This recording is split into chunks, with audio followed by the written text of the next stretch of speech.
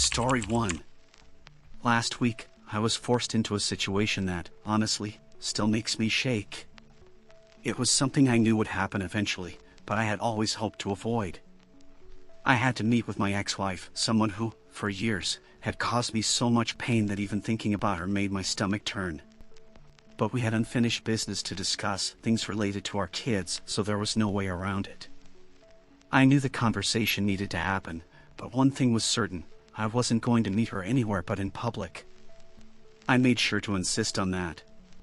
To my surprise, she agreed, though I could tell she was reluctant. She suggested some random place, and we ended up choosing Chili's. A busy restaurant felt safe, or at least that's what I hoped. From the moment I walked into the restaurant, I felt that weight in my chest, that sinking feeling that something was wrong. She was already there, sitting at a table in the corner, arms crossed and wearing an expression I knew all too well. That mix of disdain and superiority, as if my mere presence was an offense to her. I sat down across from her, trying to keep my cool, but she started throwing her sharp words from the moment I sat down. Even in public, her cruelty knew no bounds. She was subtle, but every sentence was laced with contempt. That oppressive feeling, which I knew so well from our time together, came rushing back with full force.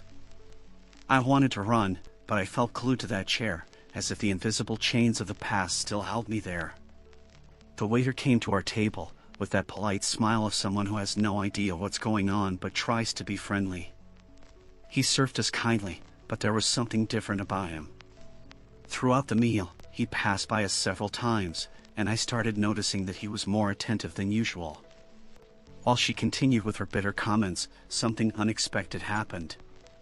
The waiter, in a moment of quiet courage and sensitivity, positioned himself behind her. With a serious expression but still maintaining his professionalism, he looked directly at me and, in a soft voice, asked, "Are you okay?" That gesture, that simple question, was like a jolt of reality. Someone had noticed. Someone besides me knew something was wrong.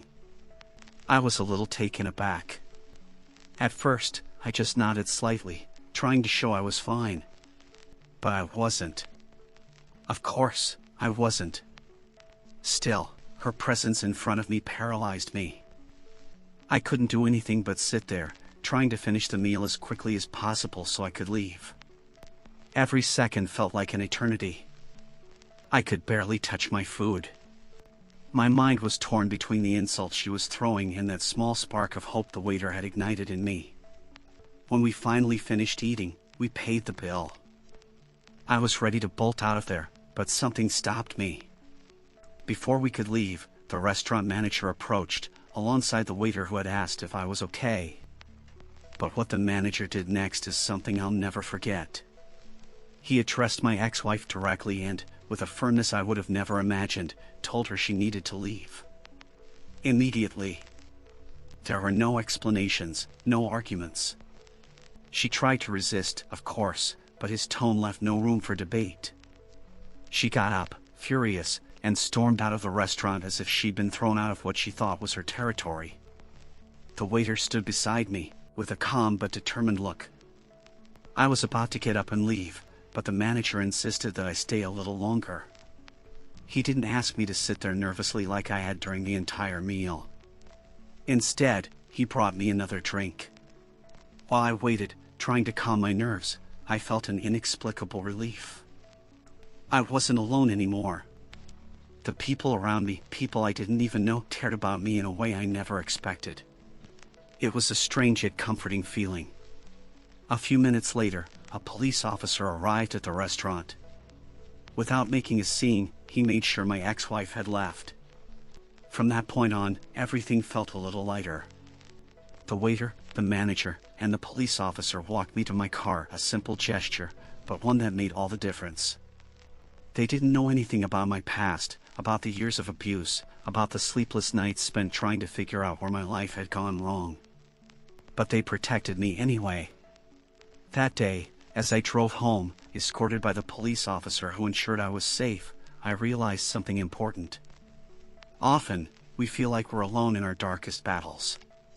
But sometimes, help can come from the most unexpected places.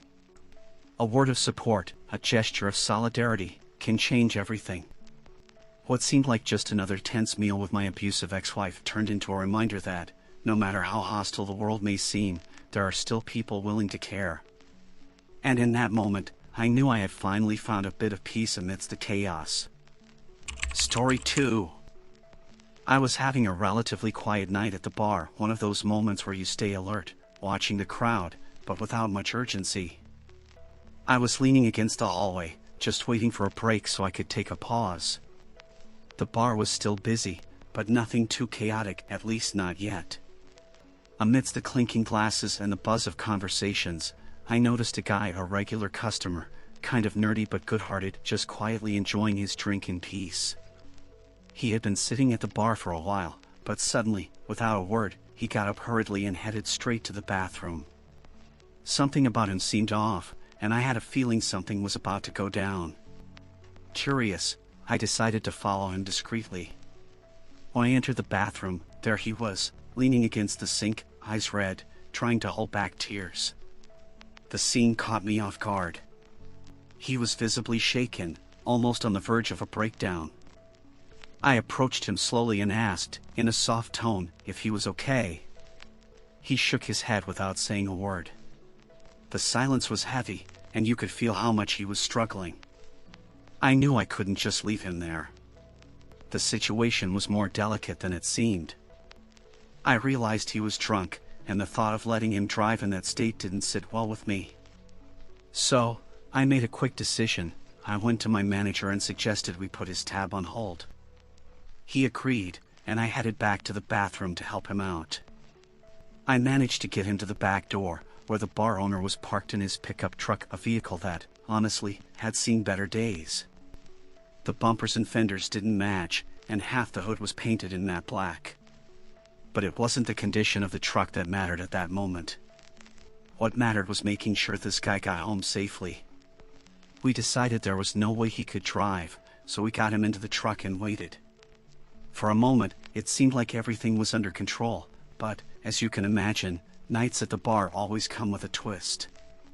While we were waiting for him to calm down, I noticed another guy walking into the bar, and he didn't seem like he was there to have a good time. His face was filled with anger, and he started looking for someone. Turns out, he was after the girl the nerdy guy had been seeing, and things started getting tense. When we told him that his buddy was outside, throwing up, and that we had called an Uber, the guy just lost it. He started shouting, demanding that the girl pay for the drinks. And when he realized she had no intention of doing that, he stormed out of the bar and started throwing rocks at the windows, as if that would solve anything. By this point, all hell had broken loose.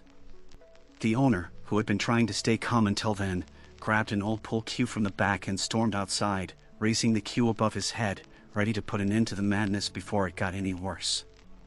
It was like something out of a movie, the guy yelling outside, the bar owner armed with a pool cue, and everyone else inside watching with a mix of shock and fascination. I didn't know if it was going to end in a brawl or if someone would finally make a smart decision. Things hit a breaking point when, after a few more stones were thrown, the owner lost his patience and whacked the guy on the wrist with the cue. It wasn't a hard enough hit to seriously hurt him, but it was enough to snap him out of the craziness. The guy finally calmed down, and we managed to call him an Uber. We even paid the girl's tab just to avoid any more drama. He got into the Uber without saying a word, and we all breathed a sigh of relief. But of course, as if the night hadn't been wild enough, the cops showed up shortly after, pissed that we had let the guy go without them getting a chance to file a report. They wanted to see the security footage, but luckily or unluckily, depending on how you look at it, the cameras only covered the inside of the bar. They didn't have access to footage of what went down outside. The cops weren't happy about it, but the owner assured them everything was under control. In the end, the guy who caused all the trouble vanished into the night, and we all wondered if he really learned anything from the whole ordeal. That night was one of the craziest I've ever experienced at the bar, and it's funny to think that it all started with a well-liked customer who just needed a moment to himself. Not long after, he quit his job to take a better position, and we never saw him again. It just goes to show, at the bar, anything can happen, from a quiet night to complete chaos, all in a matter of minutes. And me? Well, I've learned that being ready for the unexpected is just part of the job. Check out the next video, where I share even more valuable tips to change your life. Leave a like, subscribe, and comment on your experiences. Your participation is essential for us to grow together. And don't forget, don't let the ghosts of your mind control you.